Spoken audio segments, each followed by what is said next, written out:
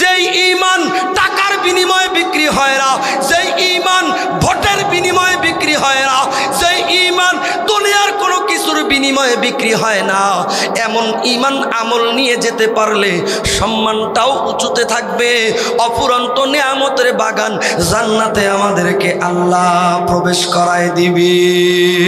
চিল্লায় বলেন না আলহামদুলিল্লাহ। আয় মেরে দাতা, आए मेरे मालिक, आए मेरे मौला, आए मेरे वाली, आए मेरे दाता, आए मेरे मालिक, आए मेरे दाता, आए मेरे मालिक, आए मेरे मौला, आए मेरे वाली, आए मेरे मौला, आए मेरे वाली। शाहनशाह दो आलम तू है, शाहनशाह दो आलम तू है, सबसे तेरी सरकार है आली, सबसे तेरी सरकार है आली। खल्कों में सबसे मैं ही पूरा हो, खल्कों में सबसे मैं ही पूरा हो, कोई नहीं है मुझ में भलाई। शगले मोरा बॉस अब तू इलाही, शगले मोरा बॉस अब तू इलाही, शाम साहर हो अल्लाहु अल्लाह। বাংলাদেশ মুজাহিদ কমিটি আটরা গিলাতলা ইউনিয়ন শাখার উদ্যোগে জামিউল কোরআন হিফজ মাদ্রাসার প্রথম বার্ষিক ওয়াজ মাহফিল ও হালকায়ে জিকিরের ময়দানে পশ্চিম শিরোমণি সরকারি প্রাথমিক বিদ্যালয় মাঠ প্রাঙ্গণে আল্লাহ সুবহানাহু ওয়া তাআলা আমাদেরকে এত চমৎকার একটি জান্নাতের বাগানে আসার তৌফিক দান করেছেন। কোরআন ও সুন্নাহ থেকে কিছু কথা বলার এবং শোনার জন্য বসার তৌফিক দান করেছেন। এজন্য দিল থেকে শুকরিয়া আদায় করার দরকার। আলহামদুলিল্লাহ। কিন্তু এখন আমাদের অবস্থা, এই অবস্থা এরকম কেন? আমরা হলাম ইমানদার, ঠিক আছে, কিন্তু মুনাফিক মার্কা ইমানদার, দোকাবাজ মার্কা ইমানদার। আমরা নামাজও পড়ি, সুদও খাই, নামাজও পড়ি, ভাইয়ের হক ফাঁকি দিই, নামাজও পড়ি, বোনের জায়গা জমি লিখে নিছি, নামাজও পড়ি, সব সম্পত্তি ছেলেদের নামে লিখে দিছি, মেয়েদেরকে ঠগাইছি, আজ চিল্লায় যাই, মাসে মাসে 3 দিনে যায়, হ্যাঁ পীরের দরবারেও যায়, কিন্তু চাচাজানের ব্যাকগ্রাউন্ডটা চেক করে দেখা গেল সব সম্পত্তি ছেলেদের লিখে দিছে, বোনদের জন্য হাওয়া বাতাস রেখে দিছে, ভাইদের সব সম্পত্তি ভাইয়েরা ভাগযোগ করে নিয়ে নিছে, বোনদেরকে কিছুই দেয় নাই, বোনদের জন্য হাওয়া আর বাতাস রেখে দিয়েছে। এই রকম ইমানদার হলাম আমরা, এই জন্য কিছু হয় না। ঠিক না বেঠিক? এইটা একটু বললেন ঠিক। যতই লোক সংখ্যা অল্প হোক না কেন, আওয়াজটা অল্প হইলে হবে না, আওয়াজটা মুজাহিদের মতো থাকতে হবে। ঠিক না বেঠিক? মুসলমান ভাইরা রে আমার, গভীর মনোযোগ। যে আয়াতে কারিমা আমি আপনাদের সামনে তেলাওয়াত করলাম, যারা হাফেজ অথবা এই সূরা যাদের মুখস্থ আছে, কালামে মাজিদের শেষ কয়েকটা সূরা যাদের মুখস্থ আছে, তারা বুঝে ফেলছে কোন সূরা থেকে কোন আয়াতে কারিমা তেলাওয়াত করলাম। এই আয়াতে কারিমার মধ্যে রব্বে কায়নাত বলতেছেন, লাকাদ খালাকনাল ইনসানা ফি আহসানি তাকওয়িম। আয়াতে কারিমার অর্থ বুঝবেন, এরপরে এই আয়াতে কারিমা থেকে আমি কোন দিকে আলোচনা নিয়ে যাই বোঝার চেষ্টা করবেন। এই পৃথিবীর মধ্যে অসংখ্য অগণিত মাখলুককে আল্লাহ তাবারকা ওয়া তাআলা তৈরি করেছেন। ঠিক না বেঠিক? তাফসীরের এক বর্ণনার মধ্যে এসেছে, মারিফুল কোরআনের তাফসীরের এক বর্ণনার মধ্যে এসেছে, পানির উপরে 40,000 মাখলুককে তৈরি করলেন, পানির নিচে 40,000 প্রকার মাখলুক, 80,000 প্রকার মাখলুককে রব্বে কায়নাত তৈরি করলেন। এর থেকে আরো বেশি হতে পারে। আস্তে কোন সুবহানাল্লাহ, বাড়িতে বলবেন সুবহানাল্লাহ, ঠিক আছে? সুবহানাল্লাহ রেডি করে রাখবেন, পকেটের ভিতরে রেখে দেবেন, বাড়ি যেয়ে বলবেন সুবহানাল্লাহ। ৮০,০০০ মাখলুক, পানির উপরে ৪০,০০০, পানির ভিতরে ৪০,০০০, এমন ৪০,০০০ মাখলুক। ৮০,০০০ প্রকার বলা হয়েছে। যেমন গরু এক প্রকার মাখলুক, কিন্তু গরুর বিভিন্ন জাত আছে না নাই? মুরগি এক প্রকার মাখলুক, কিন্তু মুরগির বিভিন্ন প্রকার জাত আছে না নাই? এরকম ৮০,০০০ প্রকার মাখলুক। তো বোঝা গেল এক এক প্রকারের ভিতরে আরো বিভিন্ন জাত আছে। সেই তুলনায় লক্ষ লক্ষ প্রকার মাখলুক আছে না নাই? রব্বে কায়নাত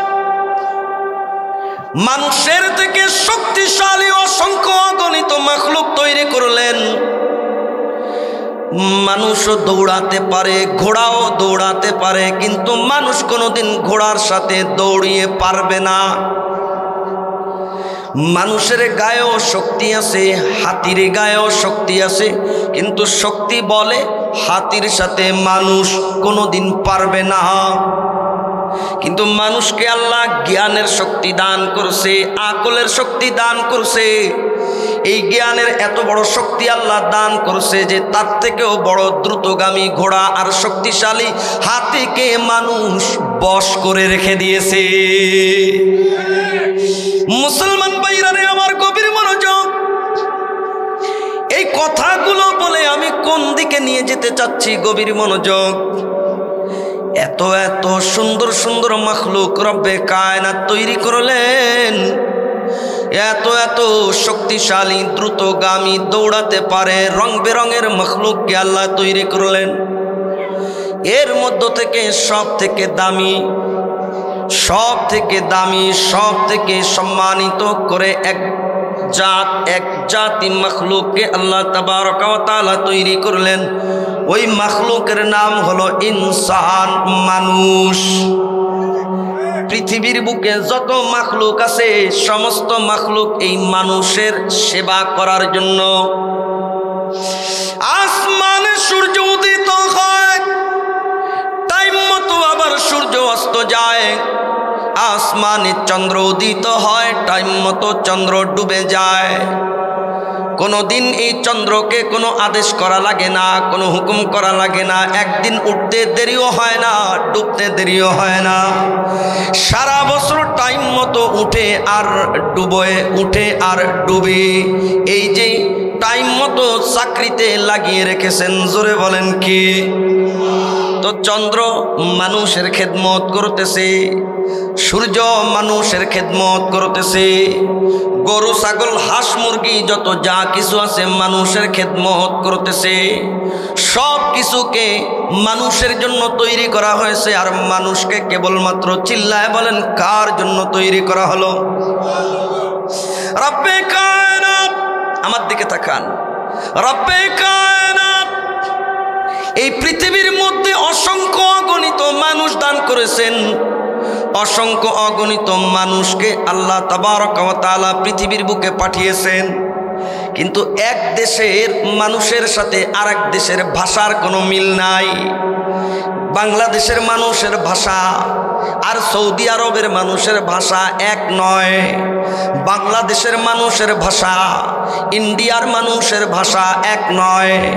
বাংলাদেশের মানুষের ভাষা পাকিস্তানের মানুষের ভাষা এক নয়। আমার দিকে তাকান, আমি কি বলতেছি মনোযোগ সহকারে বুঝেন। বাংলাদেশের মানুষের ভাষা আমেরিকার মানুষের ভাষা এক নয়। কিন্তু বাংলাদেশের গরুর ভাষা পাকিস্তানের গরুর ভাষা এক। এরাও যেই ভাষায় ডাকে ওরাও সেই ভাষায় ডাকে। বাংলাদেশের মুরগিরা যেই ভাষায় ডাকে আমেরিকার মুরগিরা ওই ভাষায় ডাকে। বাংলাদেশের পাখিরা যেই ভাষায় ডাকে আমেরিকার পাখিরা ওই ভাষায় ডাকে। বাংলাদেশের বকরি ভেড়া যেই ভাষায় ডাকে, পাকিস্তানের ভেড়া বকরিও ওই ভাষায় ডাকে, বাংলাদেশের গরু ছাগল যেই ভাষায় ডাকে, সৌদি আরবে যা আছে ওরা একই ভাষায় ডাকে। পৃথিবীর বুকে যত প্রকার প্রাণী আল্লাহ দিয়ে রাখছেন সমস্ত প্রাণীদের ভাষা সারা দেশে এক, কিন্তু মানুষের ভাষা সারা দেশে এক নয়। কেমন যেন রব্বে কায়নাত বুঝায় দেয়, আমি তোমাদের কথা বলার জন্য, একে অন্যকে চিনার জন্য, সুখ দুঃখকে এটা বলার জন্য, নিজের সুখের কথা বলার জন্য, দুঃখের কথা বলার জন্য ভাষা তৈরি করে দিলাম। এক একজন এক এক ভাষায় কথা বলে, কিন্তু তোমরা যেই গরু দিয়ে হাল চাষ করো ওই গরুর ভাষা সব জায়গায় এক। গরু তোমাকে নাও বলতে পারবে না, গরু তোমাকে সুখ দুঃখের কথা বলতে পারবে না, তুমি শুধু তোমার কাজ করায় নাও। গরু তোমাকে সুখের ভাষা বলতে পারবে না, দুঃখের কথা বলতে পারবে না, কুকুরেও বলতে পারবে না, বিড়ালেও বলতে পারবে না, মুরগিতেও বলতে পারবে না। এমনভাবে এমন ভাষা দান করছি কিয়ামত পর্যন্ত এরা শুধু খেদমত করে যাবে, কোনোদিন না শব্দ উচ্চারণ করতে পারবে না। সমস্ত মাখলুককে রব্বে কায়নাত ইনসানের খেদমতের জন্য নিয়োজিত করলেন, আর ইনসানকে নিয়োজিত করলেন একমাত্র কার ইবাদত করার জন্য? একমাত্র রব্বে কায়নাতের ইবাদত করার জন্য। এই জন্য তো এত শক্তিশালী হাতি তাকে আল্লাহ সম্মানিত বললেন না, এত দ্রুতগামী ঘোড়া তাকে আল্লাহ সম্মানিত বললেন না। রব্বে কায়নাত ইনসানকে তৈরি করার পর বললেন, লাকাদ খালাকনাল ইনসানা ফি আহসানি তাকওয়িম। আর জোরে বলেন আল্লাহু আকবার। রব্বে কায়নাত, এই মুসলমান গভীর মনোযোগ, একটা প্রজাপতির দিকে তাকিয়ে দেখেন, ওই প্রজাপতির ডানাতে কত রকমের রং। ওই রকম রং কি আমার হাতে আছে, আপনাদের হাতে আছে? বিষাক্ত সাপ, যে সাপ মানুষের জন্য ক্ষতিকারক। জঙ্গলেও অনেক সাপ এমন আছে যার গায়ে বিভিন্ন প্রকার রং, দেখতেই চমৎকার সুন্দর লাগে, আছে না নাই? এত চমৎকার, এরপরেও রব্বে কায়নাত তাদেরকে চমৎকার বললেন না, সম্মানিত বললেন না। এ মানুষকে তৈরি করার পর রব্বে কায়নাত বললেন, লাকাদ খালাকনাল ইনসানা ফি আহসানি তাকওয়িম। আমি মানুষকে, ইনসানকে চমৎকার অবয়বে, সুন্দর গঠনে, চমৎকার গঠনে সৃষ্টি করেছি। চিল্লায় বলেন না সুবহানাল্লাহ। অন্য আয়াতে রব্বে কায়নাত বললেন, ওয়ালাকাদ কাররামনা বনি আদম, আমি আল্লাহ বনি আদমকে সম্মানিত করলাম। তো এই মানুষকে সম্মানিত করলেন কি? মানুষকে সম্মানিত বলে ঘোষণা দিলেন কি? সমস্ত মাখলুকের মধ্যে সব থেকে চমৎকার, সব থেকে সুন্দর, সব থেকে সম্মানিত মাখলুক হলো মানুষ। এই সনদ জোরে বলেন কে নাজিল করলেন? এবার আমার দিকে তাকান, অল্প সময় কথা হবে, বেশি সময় বিরক্ত করব না। যেই মানুষের ব্যাপারে রব্বে কায়নাত বললেন ওয়ালাকাদ কাররামনা বনি আদম, যেই মানুষের ব্যাপারে রব্বে কায়নাত বললেন লাকাদ খালাকনাল ইনসানা ফি আহসানি তাকওয়িম, রব্বে কায়নাত ওই মানুষের ব্যাপারে আবার বলে দিচ্ছেন, সুম্মা রাদাদনাহু আসফালা সাফিলিন, এই মানুষকে আমি আবার একেবারে চরম নিম্ন স্থানে, নিম্ন স্তরে ফিরিয়ে দেব, সম্মানের জায়গা থেকে নিম্ন স্তরে নামিয়ে দেবে। জোরে বলেন কি? বলতেছেন কি? যেই মাত্র রব্বে কায়নাত বললেন সুম্মা রাদাদনাহু আসফালা সাফিলিন, আমি এদেরকে চরম নিম্ন স্তরে, সব থেকে নিম্ন স্তরে ফিরিয়ে দেব। কিন্তু দুই গুণ বিশিষ্ট মানুষ এমন আছে, এই দুইটা গুণ যদি মানুষেরা ধরে রাখে নিম্ন স্তরে নেমে যাবে না। তাদের সম্মানকে আমি আল্লাহ বজায় রাখবো, বরাদ্দ রাখবো। দুইটা গুণ যদি মানুষে অর্জন করে তাহলে সে আর নিম্ন স্তরে যাবে না, তার সম্মান সম্মানের জায়গায় থাকবে, মর্যাদা মর্যাদার জায়গায় থাকবে। জোরে বলেন কয়টা গুণ অর্জন করলে? দুইটা গুণ যদি অর্জন করে আর নিম্ন স্তরে তাদেরকে দেওয়া হবে না। এই আয়াতে কারিমার পরেই রব্বে কায়নাত বলতেছেন, ইল্লাল্লাযীনা আমানু ওয়া আমিলুস সলিহাত। বলেন না আলহামদুলিল্লাহ? আরো জোরে বলেন আলহামদুলিল্লাহ। দুইটা গুণ অর্জন করলে সম্মানের জায়গায় সম্মান থাকবে, মর্যাদার জায়গায় মর্যাদা থাকবে। নিম্ন স্তরে নেমে যাওয়া লাগবে না, নিম্ন জায়গায় নেমে যাওয়া লাগবে না। 1 নম্বর গুণ হলো ঈমান গ্রহণ করা, 2 নম্বর গুণ হলো নেক আমল করা। ইল্লাল্লাযীনা আমানু, কিন্তু যারা ঈমান গ্রহণ করলো, ওয়া আমিলুস সলিহাত, এবং যারা নেক আমল করবে, ফালাহুম আজরুন গায়রু মামনুন। কয় বোঝে না, ইশারাও বোঝে। ফালাহুম আজরুন গায়রু মামনুন। রব্বে কায়নাত শুধু নিম্ন স্তর থেকে সর্বোচ্চ চূড়ায় দিয়েই শেষ নয়, বরং পুরস্কার ঘোষণা করতেছেন, ফালাহুম আজরুন গায়রু মামনুন। এদের জন্য রয়েছে অফুরন্ত অফুরন্ত অফুরন্ত পুরস্কার। যেই পুরস্কারের শুরু আছে, কোনোদিন শেষ হবে না। এই দুনিয়ার শুরু আছে, শেষও আছে। আমি আপনি একটা বাড়ি নির্মাণ করলাম, সারা জীবনের সঞ্চয়কে খরচ করে, পেনশনের টাকা পেয়ে, সারা জীবন ইনকাম করে, মাথার ঘাম পায়ে ফেলে, মানুষের কাছ থেকে ইনকাম করে আমি যেই বাড়ি নির্মাণ করলাম, সারা জীবনের কষ্টার্জিত সম্পদ দিয়ে যেই বাড়ি আমি নির্মাণ করলাম, চিরজীবন কিন্তু এই বাড়ির মালিক আপনি আমি থাকবো না। আমার আপনার ইন্তেকালের সঙ্গে সঙ্গে এই বাড়ির মালিকানা পরিবর্তন হয়ে যাবে। আগে জমির দলিলে লেখা ছিল আব্দুল করিম বাড়ির মালিক, যদি বিক্রি করে দেয় বাড়ির মালিকে আর আব্দুল করিমের নাম থাকবে না, দলিলে আব্দুল করিমের নাম থাকবে না। ইন্তেকাল করার পর ওয়ারিসি সম্পত্তি হিসাবে যখন ভাগ বাটোয়ারা হয়ে যাবে, আব্দুল করিমের বাড়ি আর থাকবে না, সন্তানের বাড়ি হয়ে যাবে। সে যখন ইন্তেকাল করবে তার সন্তানের বাড়ি হবে। দুনিয়ার এই বাড়ি শুরু আছে, শেষও আছে, কিন্তু এমন একটা বাড়ি আছে যেই বাড়ির একবার যখন ঢুকবো জীবনে আর বাড়ির মালিকানা চেঞ্জ হবে না। ওই বাড়ির নাম হলো জান্নাত। জান্নাত এমন একটা বাড়ি, জান্নাত এমন বাড়ি, ওই বাড়ির মালিকানা যদি একবার হয়ে যায়, বাড়ির মালিকানা কোনোদিন চেঞ্জ হবে না, বাড়ির মালিকানা কোনোদিন পরিবর্তন হবে না।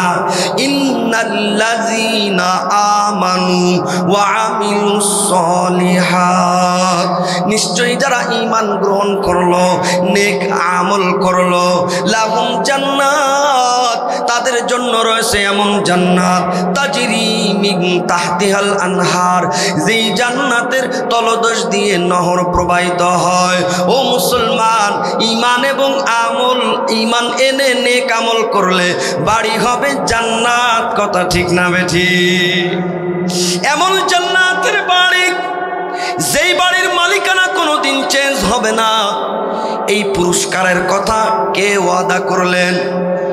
ফালাহুম আজরুন গায়রু মামনুন, তাদের জন্য রয়েছে অফুরন্ত নিয়ামত, মানে জান্নাতের নিয়ামতের কোনো শেষ নাই।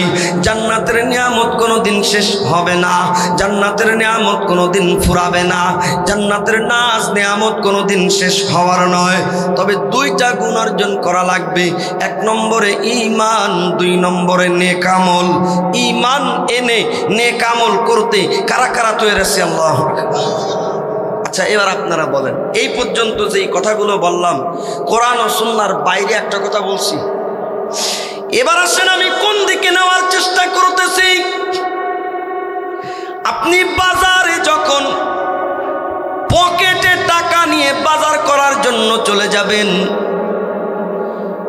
সংসারে বাজার লাগবে, বাড়িতে মেহমান আসছে, বাজার প্রয়োজন, বিরাট বড় ব্যাগ নিয়ে বাজারে চলে গেলেন, সব কিছু বাজার করে দোকানদারকে টাকা দিচ্ছেন, এমন টাকা যেই টাকাটা চলে না, অসল টাকা। টাকাটা নতুন, টাকাটা দেখতে সুন্দর লাগতেছে, কিন্তু এটা অসল টাকা অথবা জাল টাকা। এখন এই জাল টাকা অসল টাকা দিয়ে যদি দোকানদারের কাছে দেন, তাহলে বাজার কি দিবে নাকি? একটা হলো জাল টাকা, আরেকটা হলো আসল টাকা। একটা হলো নকল টাকা, আরেকটা হলো আসল টাকা। একটা হলো অচল টাকা, আরেকটা হলো সচল টাকা। বাজার আসবে, সচল টাকা দেওয়া লাগবে। বাজার আসবে, আসল টাকা দেওয়া লাগবে। বাজার আসবে, জাল টাকা নকল টাকা দিলে হবে না। তো যে ঈমান এবং আমলের বিনিময়ে আল্লাহ আমাদেরকে অফুরন্ত নিয়ামত দান করবেন। ও মুসলমান, হৃদয়ের কানটা লাগায়া দেন। ও মা, হৃদয়ের কানটা লাগায়া দেন। যে ঈমান এবং আমলের বিনিময়ে রব্বে কায়নাত জান্নাত দান করবেন, সেই ঈমান এবং আমলের বিনিময়ে রব্বে কায়নাত অফুরন্ত নিয়ামত দান করবেন, ওই ঈমান এবং আমলটা নকল হলে হবে না, আসল হওয়া লাগবে। নকল টাকায় যেমন বাজার পাওয়া যায় না, নকল ঈমানেও জান্নাত পাওয়া যাবে না। জাল টাকায় যেমন সম্পদ পাওয়া যাবে না, জাল ঈমান এবং আমলেও জান্নাত পাওয়া যাবে না। অসল টাকায় যেমন মাল পাওয়া যায় না, অসল টাকায় যেমন বাজার পাওয়া যায় না, অসল ঈমানের মাধ্যমেও ঠিক তেমনি ভাবে জান্নাত পাওয়া যাবে না, অফুরন্ত নিয়ামত পাওয়া যাবে না। কথা চিল্লায় বলেন ঠিক না বেঠিক? এখন প্রশ্ন আসে, হুজুর এতক্ষণ পর্যন্ত আপনি বুঝালেন ঈমান এবং আমলের বিনিময়ে মর্যাদাপূর্ণ স্থানে আল্লাহ রাখবেন, ঈমান এবং নেক আমলের বিনিময়ে জান্নাত এবং অফুরন্ত নিয়ামত আল্লাহ দান করবেন। আবার আপনি বুঝাইলেন ঈমানটা নকল ঈমান হলে হবে না, ঈমানটা আসল ঈমান হওয়া লাগবে। ঈমানটা অচল ঈমান হলে হবে না, ঈমানটা সচল ঈমান হওয়া লাগবে। তো কোন ঈমান নকল ঈমান, কোন ঈমান আসল ঈমান, কোন ঈমান অচল ঈমান, কোন ঈমান আসল ঈমান, কোন ঈমান সচল ঈমান, কোন আমল অচল আমল, কোন আমল সচল আমল, কোন আমল জাল আমল, কোন আমল আসল আমল, কোন আমল নকল আমল, কোন আমল আসল আমল, বুঝার দরকার আছে না নাই? কথা কোন দিকে নিয়ে আসছে বুঝতে পারছেন তো? তো ঈমান হইলে জান্নাত পাওয়া যায়, তো ঈমানের মতো ঈমান হওয়া লাগবে। নকল ঈমানে কাজ হবে, ঈমানটা আসল হওয়া লাগবে। অসল ঈমানে কাজ হবে। মুসলমান ভাইরা রে আমার, রব্বে কায়নাত আসল ঈমানের মানদণ্ড বর্ণনা করেছেন, আসল আমলের মানদণ্ড বর্ণনা করেছেন। রব্বে কায়নাত ওই জামানার কাফেরদেরকে উদ্দেশ্য করে, মুনাফিকদেরকে উদ্দেশ্য করে বলতেছেন, আমিনু কামা আমানান নাস, তোমরা ঈমান আনো সাহাবায়ে কেরাম যেভাবে ঈমান এনেছে ওইভাবে তোমরা ঈমান আনো। ভালো করে বুঝবেন, তোমরা ঈমান আনো। অন্য আয়াতে রব্বে কায়নাত বলতেছেন, আমানু বিমিসলি মা আমানতুম বিহি ফাকাদ ইহতাদাও। জোরে বলেন না আল্লাহু আকবার।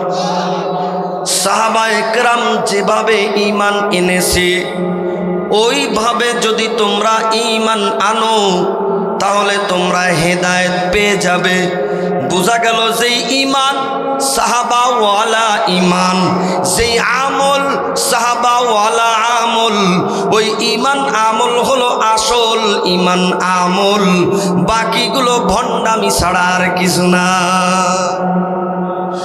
আমার নামাজের সঙ্গে আমার আমলের সঙ্গে নবীজির আমলের মিল থাকার দরকার আছে না নাই? আমার ঈমানের সঙ্গে আমার আমলের সঙ্গে সাহাবায়ে কেরামের ঈমান আমলের মিল থাকার দরকার আছে না নাই? আমি একখানা হাদিস আপনাদের সামনে পেশ করতেছি। আপনারা রাগ হচ্ছেন নাকি, বেজার হচ্ছেন নাকি? কথা বুঝতেছেন তো ইনশাআল্লাহ? قال النبي صلى الله عليه وسلم إن تفرقت بني إسرائيل على 72 ملة وتفترق أمتي على 73 ملة كلهم في النار إلا ملة واحدة قالوا من هي يا رسول الله قال ما أنا عليه وأصحابي। জোরে বলেন না আলহামদুলিল্লাহ। নবীজি সাল্লাল্লাহু আলাইহি ওয়াসাল্লাম বলতেছেন, আমার আগে একটা সম্প্রদায় ছিল বনি ইসরাইল সম্প্রদায়। এই বনি ইসরাইল সম্প্রদায় 72 দলে বিভক্ত হয়ে গিয়েছিল। ওয়াতাফতারিকু উম্মতি আলা 73 মিল্লাতান, আমার উম্মত 73 দলে বিভক্ত হয়ে যাবে। কুল্লুহুম ফিন্নার ইল্লা মিল্লাতুন ওয়াহিদাতুন, সবগুলো দল হবে জাহান্নামী, একটা দল হবে জান্নাতি। সবগুলো দল হবে জাহান্নামী, একটা দল হবে জান্নাতি। এই একটা দল জান্নাতি এই ঘোষণা কে করতেছেন? আকায়ে নামদার তাজদারে মদিনা নবী আরবি মুহাম্মদুর রাসূলুল্লাহ সাল্লাল্লাহু আলাইহি ওয়াসাল্লাম। চিল্লায় বলেন তো ভাইজান, আল্লাহর নবীর জবানের কথা মিথ্যা হইতে পারে নাকি? নবীজির জবান, এই জবানে জীবনে কোনোদিন মিথ্যা উচ্চারণ হয় নাই। নবীজির জবানে যা কিছু আসে আল্লাহর পক্ষ থেকে আসে। চিল্লায় বলেন ঠিক না বেঠিক? নবীজির জবানে আল্লাহর হুকুম ব্যতীত কোনো কথা উচ্চারিত হয় না। সেই নবীজি বলতেছেন সবগুলো হবে জাহান্নামী ইল্লা মিল্লাতুন ওয়াহিদাতুন, একটা দল হবে জান্নাতি। এই হাদিসখানা যখন সাহাবায়ে কেরামের সামনে আল্লাহর রাসূল বললেন, সঙ্গে সঙ্গে সাহাবায়ে কেরাম প্রশ্ন করলেন, ওগো নবীজি, যেই দলটা জান্নাতি হবে ওই দলের পরিচয় কি? বলেন না আল্লাহু আকবার। আমার সাহাবায়ে কেরাম, নবীজি সাল্লাল্লাহু আলাইহি ওয়াসাল্লামের প্রিয় সাহাবায়ে কেরাম, সত্যের মাপকাঠি, হকের মাপকাঠি সাহাবায়ে কেরাম রাদিয়াল্লাহু তাআলা প্রশ্ন করলেন, ওই দল কোন দল যেই দলটা জান্নাতি হবে? নবীজি বললেন, মা আনা আলাইহি ওয়া আসহাবি, আমি নবীর আদর্শ মতো যারা চলবে, আমি নবীর তরিকা মতো যারা চলবে, আর আমার সাহাবায়ে কেরামের আদর্শ মতো যারা চলবে, এরাই হলো সেই জান্নাতি দল। বোঝা গেল ঈমান আর আমলে জান্নাতে যাওয়া যাবে, সেই ঈমান এবং আমলটা সাহাবাওয়ালা ঈমান আমল হবে। নিজের মন মতো ইসলাম পালন করলে হবে না। সাংবাদিককে জিজ্ঞাসা করছে, টকশো করতেছে, টকশোর মধ্যে জিজ্ঞাসা করতেছে, আপনারা যদি ক্ষমতায় আসেন নারীদেরকে কি করবেন? কোন পোশাক চাপায় দেবেন? বোরকা কি জোর করবেন নাকি? মেহমান উত্তর দিচ্ছেন, যার ইচ্ছা সে বোরকা পরুক, যার ইচ্ছা বোরকা পরবে না, আমরা চাপায় দেব না। এর নাম সাহাবাওয়ালা ইসলাম নয়। ইসলামের মধ্যে একজন ভ্যান চালকের বউর যেমন পর্দা ফরজ, একজন মন্ত্রীর স্ত্রীর উপরেও পর্দা ফরজ। ইসলামের মধ্যে একজন রিকশাওয়ালার মেয়ের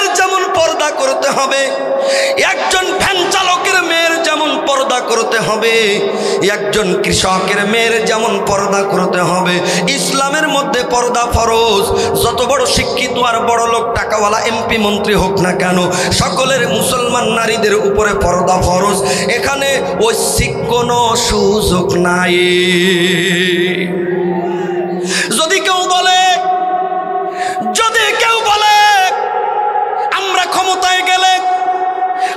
ক্ষমতায় গেলে পর্দা করুক আর নাই করুক আমরা সাফাসাফি করব না, বুঝে নেবেন এরা ইসলামের নামে ভণ্ডামি করতেছে। এটা সাহাবাওয়ালা ইসলাম নয়, এটা নবীজির ইসলাম নয়, এটা কোরআন সুন্নাহর ইসলাম নয়। ভাইজান কবির মনোযোগ, ইসলাম কারো জন্য দুই রকম না। আমি মুফতি সাহেব, আমার বউয়ের উপরে পর্দা যেমন ফরজ, সাধারণ পাবলিক মুসলমান তার বউয়ের উপরেও পর্দা ফরজ কি ফরজ না? তো জান্নাত তখন হবে, ইমানটা তখন কাজে লাগবে, আমলটা তখন কাজে লাগবে যখন মা আনা আলাইহি ওয়া আসহাবি নবীজির তরিকা এবং সাহাবায়ে কেরামের আদর্শের উপরে হবে। নবীজির তরিকা এবং সাহাবায়ে কেরামের আদর্শ মার্কা ইসলাম যখন হবে, ওই ইসলাম এবং ইমানের বিনিময়ে জান্নাত।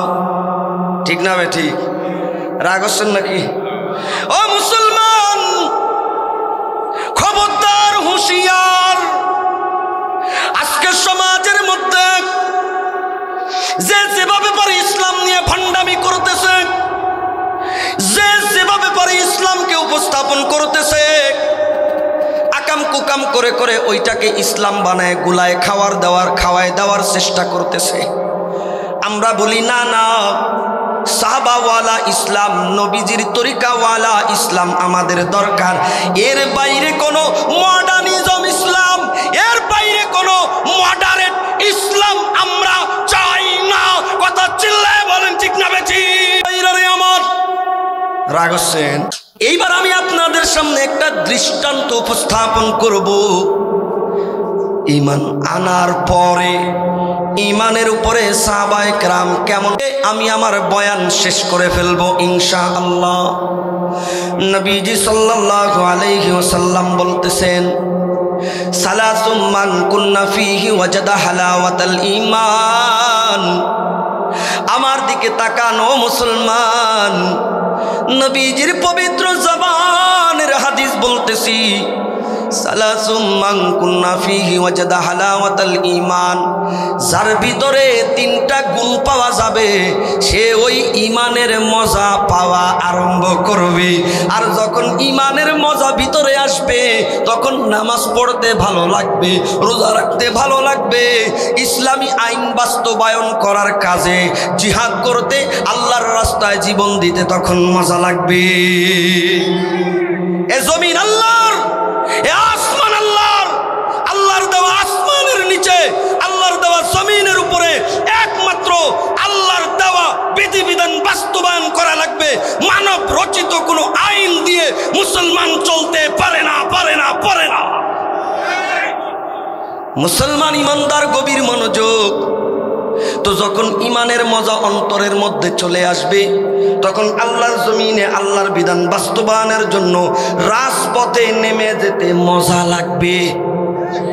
আমরা তো মুনাফিক মার্কা ইমানদার, এই জন্য সকালবেলা বলি আল কোরআনের আলো সংসদে জালো, আল কোরআনের আলো ঘরে ঘরে জালো। বিকেলবেলা এসে সুদের খাতা নিয়ে বেরোই, কিডা আমি কার কাছে সুদের টাকা পাবো, এরে তো সুদের টাকা দে, আমি 10 টাকা পাই, 500 টাকা পাই, সুদের টাকা দে। অথচ সকালবেলা স্লোগান দিয়ে এসে আল কোরআনের আলো ঘরে ঘরে জালো।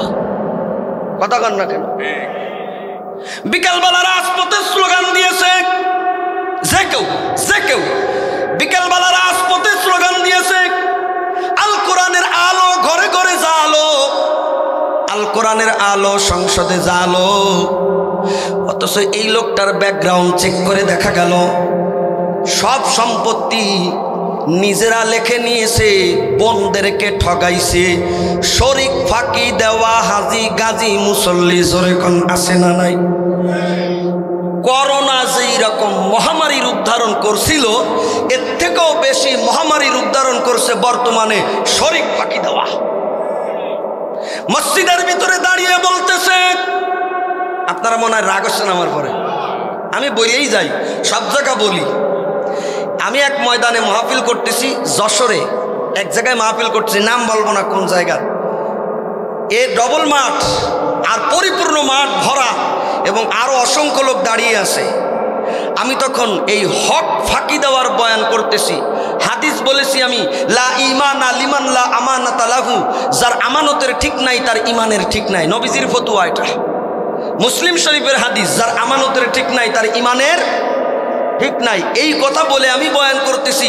অনেকেই এমন আছে দানো বীর, মসজিদ মাদ্রাসার সভাপতি, মসজিদের সভাপতি, মাদ্রাসার সভাপতি, বিভিন্ন বড় বড় জায়গার সভাপতি, দায়িত্বশীল, কিন্তু ব্যাকগ্রাউন্ড চেক করে দেখা যায় সব সম্পত্তি নিজের নামে বাগায় নিয়েছে, নিজের নামে লিখে নিয়েছে, অথবা ভাইয়ে ভাইয়ে সম্পত্তি ভাগযোগ করে বাগিয়ে নিয়েছে, বোনদেরকে ঠকাইছে, বোনদেরকে ঠকাইছে। এইরকম আছে না নাই? ঘটনাক্রমে ওই দিন মাহফিলের যে সভাপতি চেয়ারে বসা ছিল, ওই একা 4 বোনের জমিন মাইরে খাইয়ে বসে রয়েছে। আমি তো তা জানি না, আমি কি জানি নাকি? আমি তো বয়ান করতেছি আমার মতো, কিন্তু ও যে একা 4 বোনের জমিন খাইছে আমি তো তা জানি না। এই বয়ান কেবল শুরু করলাম, 5 মিনিটের মাথায় দেখি নেমে গেছে। আমি তখনও বুঝতে পারিনি। বয়ান শেষ করার পরে আমি বুঝলাম, সভাপতি যে মাদ্রাসার মহতামিম রেজা বলছে, আমি এই করেছি, হুজুরে বললো কিটা, হুজুর আমার বিরুদ্ধে বয়ান করেছে, আমি কে হুজুরে কিটা মনে হয় হুজুরে নাড়াই দিছে, কেউ মনে হয় হুজুরে বলিছে, আমরা তো কেউ বলিও নি। যা বলার তা তো বলতে হবে, ঠিক না? ঠিক। নবীজি বলতেছেন, লা ঈমানা লিমান লা আমানাতা লাহু, যার আমানতের ঠিক নাই তার ইমানের ঠিক নাই। তো বলেন তো, বোনের জমিন ফাঁকি দেওয়ার কারণে ইমানের ভিতরে পূর্ণতা আসে নাই, ভাইয়ের জমিন ফাঁকি দেওয়ার কারণে, আমানতের খেয়ানত করার কারণে নবীজির হাদিসের ফতোয়া অনুযায়ী ইমানের মধ্যে পূর্ণতা আসে নাই। এই রকম ইমান আর আমল দিয়ে আমাদের কি হবে? এ মুসলমান, সাহাবায়ে কেরাম রাসূল করিম সাল্লাল্লাহু আলাইহি ওয়াসাল্লামের জন্য ছিল নিবেদিত প্রাণ, ইসলামের প্রশ্নে ছিল নিবেদিত প্রাণ, ঈমানের প্রশ্নে ছিল নিবেদিত প্রাণ। যদি একবার ঈমানের মজা অন্তরের ভিতরে আসে, তো সব ইসলামী রীতিনীতি বিধিবিধান মজা লাগা আরম্ভ করবে, ভালো লাগবে, নামাজ পড়তে ভালো লাগবে, মাদ্রাসা ভালো লাগবে, কোরআন তেলাওয়াত ভালো লাগবে, তাহাজ্জুদের নামাজ ভালো লাগবে। সালাসুম মান কুন্না ফীহি ওয়াজাদা হালাওয়াতাল ঈমান, বুখারীর হাদিস। 3টা গুণ এমন আছে যার ভিতরে ঢুকবে সে ঈমানের মজা পাবে। 1 নম্বর, আইয়াকুনাল্লাহু ওয়া রাসূলুহু আহাব্বা ইলাইহি মিম্মা সিওয়াহুমা, দুনিয়ার মধ্যে যা কিছু আছে সব থেকে বেশি ভালোবাসতে হবে আল্লাহ এবং আল্লাহর রাসূলকে। কারা কারা তৈরি আছে? আল্লাহু আকবার, নারায়ে তাকবীর। আমার সন্তান থেকে আমি আল্লাহকে বেশি ভালোবাসবো, আমার সন্তান থেকে আমি আল্লাহর নবীজিকে বেশি ভালোবাসবো, আমার স্ত্রী থেকে আমি আল্লাহকে বেশি ভালোবাসবো, আমার স্ত্রী থেকে আমি আল্লাহর নবীজিকে বেশি ভালোবাসবো, আমার আত্মীয় স্বজন থেকে আমি আল্লাহকে বেশি ভালোবাসবো, আমার আত্মীয় স্বজন থেকে আমি রাসূলকে বেশি ভালোবাসবো, আমি সারা দুনিয়া থেকে আল্লাহকে বেশি ভালোবাসবো। যখন আমার হৃদয়ের মধ্যে সমস্ত দুনিয়া থেকে আল্লাহকে বেশি ভালোবাসা, আল্লাহর রাসূলকে বেশি ভালোবাসা, এই গুণটা যখন হৃদয়ের মধ্যে আসবে, তখন আর বোনের জমিন মাইরে খাবে না। কারণ তখন তো মনে আসবে, হায় হায়, আমি যদি আমার বোনকে ফাঁকি দেই তাহলে আমার ভাগ্নেরা ফাঁকিতে পড়ে যাবে, আমি যদি আমার ভাইকে ফাঁকি দেই তাহলে ভাতিজাকে ফাঁকি দেওয়া হবে, আমি যদি আমার ভাইকে ফাঁকি দেই তাহলে ভাতিজিকে ফাঁকি দেওয়া হবে। যারা বোনের জমিন মারছে, ভাইয়ের জমিন মারছে, অপেক্ষা করেন, যদি ফেরত না দিয়ে মরেন, কিয়ামতের ময়দানে উঠে দেখবেন আপনি বোনের জমিন ফাঁকি দিছেন, ভাগ্নির জমিন ফাঁকি দিছেন, তার সন্তানদের জমিন ফাঁকি দিছেন। এক গাদা মানুষের আত্মীয় স্বজনের জমিন ফাঁকি দেওয়ার গুনাহ আপনার আমলনামায় হবে। কেন? ওই প্রথমে ফাঁকি দিছেন বলেই তো পরের যারা আসছে কেউ পায় নাই। কে? তাহলে একজনের ফাঁকি দিচ্ছেন না, আপনি পুরো বংশশুদ্ধ ফাঁকি দিচ্ছেন, বংশের উপরে ফাঁকি চলতেছে। যখন ইমানের মজা আসবে, আল্লাহ আল্লাহর রাসূলকে দুনিয়ার সব থেকে বেশি ভালোবাসা হবে, তখন আর বোনের জমিন ফাঁকি দেওয়ার কথা মাথায়ও আসবে না। বরং বোনকে ডাক দিয়ে বলবে, বোন এই নাও তোমার সম্পত্তি রেজিস্ট্রি করে নাও, বুঝাই নিলাম। কারণ ও বোন, আমি আল্লাহকে ভয় পাই, আমি আল্লাহকে বেশি ভালোবাসি।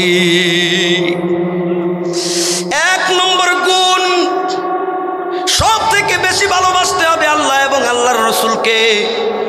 দুই নম্বর গুণ হলো, কোনো মানুষকে যদি ভালোবাসে এটাও ভালোবাসবে আল্লাহর জন্য এবং আল্লাহর রসুলের জন্য। একে অন্যের সাথে ভালোবাসা হবে কার জন্য? জোরে বলেন। আল্লাহর জন্য ভালোবাসা হবে। যদি আপনি আপনার নেতাকে আল্লাহর জন্য ভালোবাসেন, যেই দলের নেতা হোক না কেন, যদি আপনি আপনার দলের নেতাকে আল্লাহর জন্য ভালোবাসেন, তাহলে যতক্ষণ ওই নেতা কোরআন সুন্নাহ মতো চলবে ততক্ষণ ভালোবাসা থাকবে। ওই নেতা চাঁদাবাজি, চুরি চামারি, বাটপারি যেদিন থেকে করা শুরু করবে, ওই দিন থেকে নেতার পিছনে থাকা যাবে না। ঠিক কয় না কেন? আর একটু জোরে কর। চুরি চোর বাটপার নেতা আছে না নাই? গরিবের জন্য রিলিফের চাউল আসে, ওইটারও গিলে খেয়ে ফেলায় দেয়। রাস্তার ইট আসে, ও ইট শুদ্ধ গিলে খেয়ে ফেলায় দেয়। আছে না নাই? এইবার 3 নম্বর, এটা বলেই আমি বয়ান শেষ করে দেব। 3 নম্বর, গভীর মনোযোগ, খবরদার। আইয়া করাহা আইয়াউদা ফিল কুফরি। আল্লাহু আকবার বলেন। ও মুসলমান, এটা বড় জরুরি। আইয়া করাহা আইয়াউদা ফিল কুফরি। একবার যখন ঈমান নসিব হয়ে গিয়েছে, কেউ যেন আর কুফরির রাস্তার দিকে ডেকে নিতে না পারে। যেই রকম তোমাকে আগুনের মধ্যে ফেলে দিলে তুমি ওখান থেকে বাঁচার চেষ্টা করবে, কেউ যদি তোমাকে শিরিকের আড্ডাখানায়, কুফুরের আড্ডাখানায় কাফের হওয়ার জন্য, শিরিক মুশরিক হওয়ার জন্য ডাক দেয়, ওখান থেকেও তুমি আগুন থেকে বাঁচার মতো আপ্রাণ চেষ্টা করবে। এখন মুসলমানের অবস্থা কি হয়েছে? শিরিকের আড্ডাখানা থেকে বাঁচা তো দূরের কথা, ফুলের মেলা নিতে যায়। ফুলের মেলা, আরে কথা কয় না, আমি ভুল বলছি? শিরিকের আড্ডাখানা থেকে বাঁচা তো দূরের কথা, ফুলের মালা নিতে যায়। আবার ফুলের মালা নিয়ে সেদ্রাইতে আসে, মনে হয় দেশটা জয় করে ফেলছে। অথচ শিরিকের আড্ডাখানায় কোনো মুসলমান যেতে পারে না, নয়াকারে না। কথা চিল্লায় বলেন, ঠিক না বেটি? হযরতে আব্দুল্লাহ ইবনে হুযাফা সাহাবী রাদিয়াল্লাহু তাআলা আনহু কেমন ঈমানদার, ওই যে সাহাবাওয়ালা ঈমান। এবারে ঈমানের দৃষ্টান্ত পেশ করতেছি, ঈমানের পাওয়ারের দৃষ্টান্ত পেশ করতেছি। হযরতে আব্দুল্লাহ ইবনে হুযাফা আস-সাহাবী রাদিয়াল্লাহু তাআলা আনহু ইসলামের শুরু জামানায় ইসলাম গ্রহণ করেন। 19 হিজরি, খলিফা তখন আমিরুল মুমিনিন উমর ইবনুল খাত্তাব রাদিয়াল্লাহু তাআলা আনহু। দ্বিতীয় খলিফা, খলিফায়ে সানি হযরতে উমর রাদিয়াল্লাহু তাআলা আনহু রোমকদের বিরুদ্ধে যুদ্ধ ঘোষণা করলেন। রোমকদের বাদশাহ, রোমীয় বাদশাহ তার সৈন্যদেরকে বলে দিলেন, যদি তোমাদের হাতে কোনো সাহাবী ধরা পড়ে, যদি তোমাদের হাতে, রাসূলের হাতে ইসলাম গ্রহণ করছে, এইরকম কোন সাহাবী যদি ধরা পড়ে, হত্যা করবা না, আমার কাছে নিয়ে আসবা। ঘটনাক্রমে ওই রোমী সৈন্যদের হাতে ধরা পড়ে গেল আব্দুল্লাহ ইবনে হুযাফা আস-সাহাবী রাদিয়াল্লাহু তাআলা আনহু।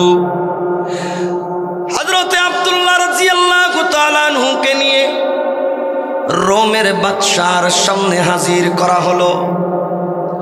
রোমের বাদশার সামনে যখন হাজির করা হলো, রোমের বাদশাহ আব্দুল্লাহ ইবনে হুযাফা রাদিয়াল্লাহু তাআলা আনহুর মাথা থেকে পা পর্যন্ত, পা থেকে মাথা পর্যন্ত শুধু দেখতেছে দেখতেছে দেখতেছে। এই রকম আলখেল্লাওয়ালা গরিব মানুষ, এই রকম মানুষগুলি কিভাবে একের পর এক আমাদেরকে নাস্তানাবুদ করে দিচ্ছেন। ও তো জানে না এটা হলো ঈমানি পাওয়া। রোমের বাদশাহ আব্দুল্লাহ ইবনে হুযাফা সামি রাদিয়াল্লাহু তাআলা আনহুকে প্রস্তাব পেশ করতেছে, আমি তোমাকে একটা প্রস্তাব পেশ করতেছি, যদি তুমি আমার কথা মেনে নাও তাহলে তোমার লাভ, যদি না মানো তাহলে তোমার জীবনের জন্য হুমকি। বলে শোনো, আমি তোমাকে প্রস্তাব পেশ করতেছি, তুমি আমার মতো খ্রিস্টান হয়ে যাও, খ্রিস্ট ধর্ম গ্রহণ করো। যদি তুমি খ্রিস্টান ধর্ম গ্রহণ করো তোমাকে আমি আমার রাজত্বের অর্ধেক দিয়ে দেব। এই কথা শোনার সঙ্গে সঙ্গে আব্দুল্লাহ ইবনে হুযাফা আস-সাহামী রাদিয়াল্লাহু তাআলা আনহু বললেন, এ রোমের বাদশা, আল্লাহু আকবার বলেন, এ রোমের বাদশা, আমি 1000 বার মৃত্যুকে আলিঙ্গন করব, এরপরেও তোমার প্রস্তাবকে আমি গ্রহণ করব না। এর নাম সাহাবাওয়ালা ঈমান। আর আমাদের ঈমান কি? এই নাও একটা পান, এক কাপ চা, 500 টাকা, আজকে আমার দলের বিরুদ্ধে স্লোগান দেওয়া হবে। ওই দল ইসলামী দল না ইসলামের শত্রু ওটা দেখা দেখি নাই, 500 টাকা চা দিলেই এমনি যে কোনো জায়গা ঢুকে যায়। আবার ওই লোকটার যখন আরেক দল এসে 500 টাকা দেয়, ও আরেক দলের পিছনেও চলে যায়। আশ্চর্যের বিষয়, আশ্চর্যের বিষয়, কলিজাটা দুঃখে ফেটে যায়, দুঃখে ফেটে যায়। যশোরের চৌগাছা জেলার মধ্যে, এই যশোরের চৌগাছা জেলায়, চৌগাছা থানায়, যশোরের চৌগাছা থানার মধ্যে খবর সংবাদ প্রকাশ পেয়েছে, পিকনিকের নাম করে অসংখ্য অগণিত ছেলে মেয়েদেরকে নিয়ে খ্রিস্টান ধর্মে দীক্ষিত করছে। তাদের অজান্তে তাদেরকে খ্রিস্টান বানানো হয়েছে। মুসলমান টাকার লোভে, টাকার লোভে, জোরে কন নাউজুবিল্লাহ। এক মহিলা স্বামী আর স্ত্রী বেয়াদব মিথ্যা কথা বলে বলে নিয়ে খ্রিস্টান ধর্মের ওই পিকনিকের নামে নিয়ে খ্রিস্ট ধর্মের দীক্ষিত করছে। এরপরে যখন কিছু কিছু যুবক তো সচেতন আছে, এরা যখন বুঝতে পারছে, বুঝার পরে বলা আরম্ভ করছে, যখন এরপরে ফাঁস হয়েছে, ওই মহিলারে দেখলাম তওবাও করাইছে আলেম ওলামাদেরকে দিয়ে। কিন্তু আসলে চিন্তা করেন এরা কেমন মুসলমান যে টাকার লোভে অন্য, নিজে তো খ্রিস্টান হইছে, অন্য মুসলমানকেও ওই দলে নিয়ে যাচ্ছে। এরা যতই তওবা করুক না কেন, কুকুর যতই তওবা করুক, সামনে গু আসলেও আর সহ্য করতে পারে না, এ গু আবার খাবে। কিন্তু আমরা দোয়া করি ও যেন দ্বিতীয়বার গু না খায়, আল্লাহ যেন তওবা কবুল করে নেয়, ও যেন সচ্চা দিলে মুসলমানই হয়ে যায়, আবার যেন হেদায়েত সে ফিরে পায়, ইমানদার হয়, সেই দোয়া আমরা করি, বলেন না আমিন। কিন্তু আব্দুল্লাহ ইবনে হুযাফা আস-সামি রাদিয়াল্লাহু তাআলা আনহু চিৎকার করে জানিয়ে দিলেন, আমি 1000 বার মৃত্যুকে আলিঙ্গন করব, তবু এই প্রস্তাবকে আমি গ্রহণ করব না। এই কথা বলার সঙ্গে সঙ্গে বাদশা বলল, বুঝে শুনে কথা বলো, কিন্তু তোমার কিন্তু খবর আছে। আমার কোনো ভয় নাই, কারণ আব্দুল্লাহ ইবনে হুযাফা কে? যিনি ইসলাম ধর্ম গ্রহণ করেছে আল্লাহর রাসূলের হাতে। আব্দুল্লাহ ইবনে হুযাফা কে? যিনি ঈমান শিখছেন আল্লাহর রাসূলের দরবারে, যিনি আমল শিখছেন আল্লাহর রাসূলের দরবারে, যিনি জিহাদ করেছেন আল্লাহর রাসূলের তরবারির ছায়ার নিচে, সেই আব্দুল্লাহ ইবনে হুযাফাকে খ্রিস্টান হওয়ার দাওয়াত দেয়। নাউজুবিল্লাহ, জোরে বলে। খবর আছে, কিন্তু খ্রিস্টান না হইলে ঠিক আছে, আমি ভয় পাই। তখন ফাঁসির কাষ্ঠ, এরকম লম্বা কাঠ, কাঠ এরকম রেখে দেওয়া, ওই কাঠের সাথে লম্বা করে আর একটা কাঠ দেওয়া, ওই ফাঁসির কাষ্ঠে আব্দুল্লাহ ইবনে হুযাফাকে ঝুলানো হলো। আর সৈন্যদেরকে ডেকে এনে কানে কানে বলা হলো, শোন, তীর মারবি আব্দুল্লাহ ইবনে হুযাফার হাতের দিকে, কিন্তু খবরদার হাতে যেন না লাগে, ছুঁয়ে হালকা যেন এদিক থেকে যে লাগে, মানে যেরকম ফাঁকা বুলেট ছুঁড়ে জনতাকে যেমন ভয় দেখানো হয়। আপনারা এখানে বসে আছেন, হঠাৎ করে কেউ যদি রিভলভার দিয়ে গুলি করে, গুলি আপনার গায়ে করেনি, কিন্তু ওই যেখানে বসা আছেন সামনে ওই ঠ্যাঙের গোড়ায় গুলি করেছে, তাই কতজনে প্রসাব করে দেবে, ঠিক না? তো বলছে আব্দুল্লাহ ইবনে হুযাফাকে তীর মারবা, এ ডেনার কাছে কাছে, হাতের কাছে কাছে, কিন্তু গায়ে যেন না লাগে। উদ্দেশ্য কি? ভয় দেওয়া, না দেখা চাই মারতে পারি। হযরতে আব্দুল্লাহ ইবনে হুযাফা আস-সামি রাদিয়াল্লাহু তাআলা আনহুকে বেঁধে ফেলা হলো। ওইভাবে তীর মারতেছে, তীর চলতেছে। আব্দুল্লাহ ইবনে হুযাফা কোনো প্রতিক্রিয়া দেখায় না, আবার ডাক দিয়ে বলতেছে এইবার পায়ের নিচে তীর মারো, পায়ের সামনে আবার তীর মারে, কোনো প্রতিক্রিয়া হয় না। বাচ্চা ডাক দিয়ে বলে আব্দুল্লাহ ইবনে হুযাফা, তুমি কি খ্রিস্টান ধর্ম গ্রহণ করবা নাকি তোমাকে মৃত্যুবরণ করতে হবে? তোমাকে অকথ্যভাবে নির্যাতন করে আমি এখন মেরে ফেলবো। আব্দুল্লাহ ইবনে হুযাফা ডাক দিয়ে বলে মৃত্যু আলিঙ্গন করতে রাজি আছি, ঈমান ছাড়তে রাজি নাই। আল্লাহু আকবার। আহা, এ মুসলমান, এই কথা বলার সঙ্গে সঙ্গে রোমের বাদশা বিরাট বড় একটা লোহার কড়াইয়ের ব্যবস্থা করলো।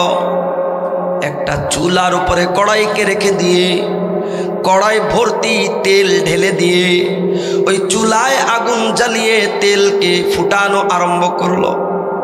তেল যখন টকবক টকবক টকবক করে ফুটতেছে, ওই সময় দুইজন মুসলমান সৈন্যকে ধরে এনে একজনকে তেলের ভিতর ছেড়ে দিল। যেই মাত্র তেলের ভিতরে ফেলে দিল, তেল ফুটন্ত গরম তেলে মাংসগুলি, গোশতগুলি, রক্তগুলি গলে গিয়ে হাড্ডিগুলি, ওর ভিতরে হাড্ডি দেখা যায়, হাড্ডিগুলি দেখা যায়।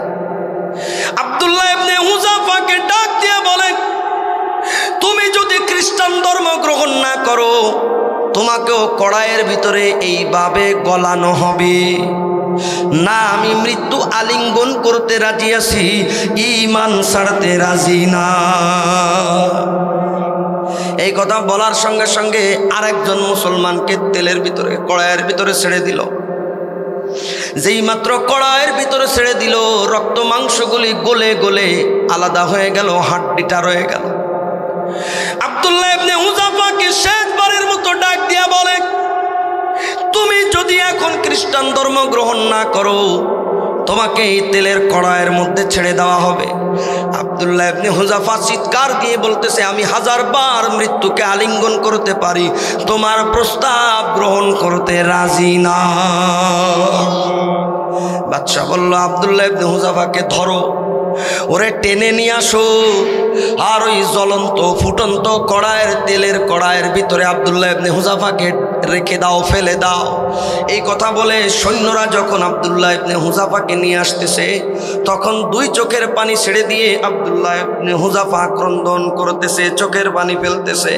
সৈন্যরা খবর দিয়ে বলতেছে, বাদশা নামদার আব্দুল্লাহ ইবনে হুযাফা তো কান্নাকাটি করতেছে। আল্লাহু আকবার। বাদশা মনে করছে ভয় পেয়ে গেছে, ভয়ে মনে হয় কান্নাকাটি করতেছে। আব্দুল্লাহ ইবনে হুযাফাকে ডেকে আনা হলো। ও আব্দুল্লাহ ইবনে হুযাফা, কেন তুমি কান্নাকাটি করতেছো? তোমাকে তো আগেই বলা হয়েছে তুমি গ্রহণ করে নাও, তুমি এখন কেন কান্নাকাটি করো? আব্দুল্লাহ ইবনে হুযাফা ডাক দিয়ে বলে, রোমের বাদশা, তুমি কি মনে করেছো আমি কেন কান্নাকাটি করতেছি? জীবনের ভয়ে? না না না, আমি জীবনের ভয়ে কান্নাকাটি করছি না, আমি কাঁদতেছি এই দুঃখে। ও মুসলমান, বলেন না আল্লাহু আকবার। আমি কাঁদতেছি এই দুঃখে, আমি চোখের পানি ফেলছি এই দুঃখে।